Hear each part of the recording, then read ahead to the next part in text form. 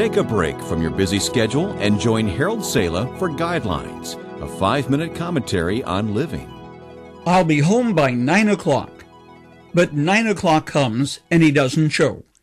The same thing is true of 10 and 11. Finally, you hear the door open at 11:50. I thought you said you'd be home by 9 o'clock. You say, yeah, he said, but something happened. Then what about that line? The check's in the mail.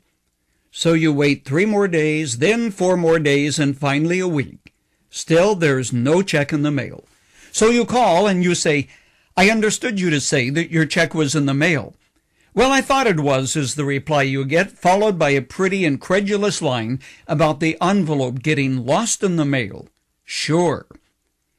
Taking inventory for a minute, would you say that people are less prone to keep their word, less apt to show up when they say they will be there, and generally have less integrity now than a few years ago?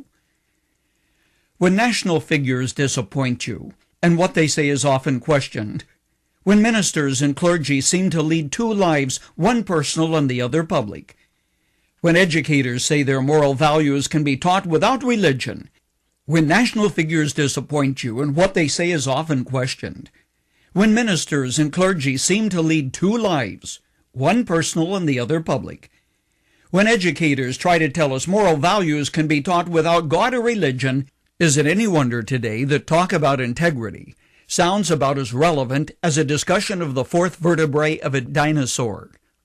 Okay, you say, I'm with you.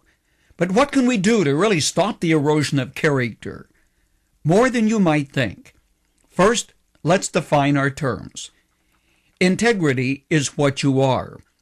It is the moral fiber that determines what you really are. The foundation of integrity is an old-fashioned moral belief that there is a God in heaven who cares about what happens on planet Earth. It's based on the fact that he calls some things right and other things wrong.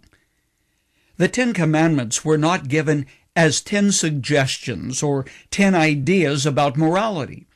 They were both negative and positive as God said, this is wrong and these things are right. Another foundation stone of integrity is responsibility and accountability, which, like 2 oars of a little rowboat, keep your life on an even keel. Shortly before his death, author James Michener talked about the changes which he had seen in his generation. He said that the old days were not really so great, but that a generation ago men and women considered some things to be right and others to be wrong. He said they always didn't do right, but at least they knew the difference. John Souter, in an article entitled The Missing Word Integrity, says there are 4 enemies of integrity. He describes them as deception, shallowness, artificiality, and expedience. Deception was what Abraham used when he didn't want to admit that Sarah was his wife. She's my sister, he said.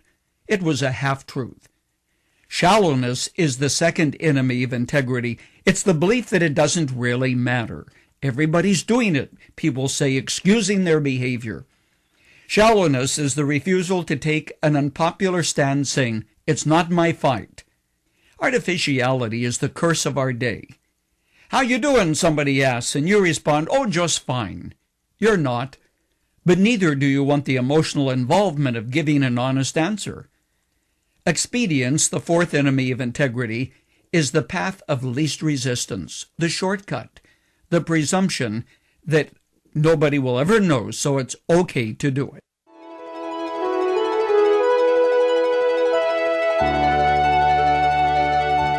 You've just heard Dr. Harold Sala with Guidelines, a 5-minute commentary on living. If you would like to listen to the program again, download a copy, subscribe to our e-commentary, or view other resources, visit guidelines.org. We would like to hear from you, too. You can email us at info@guidelines.org.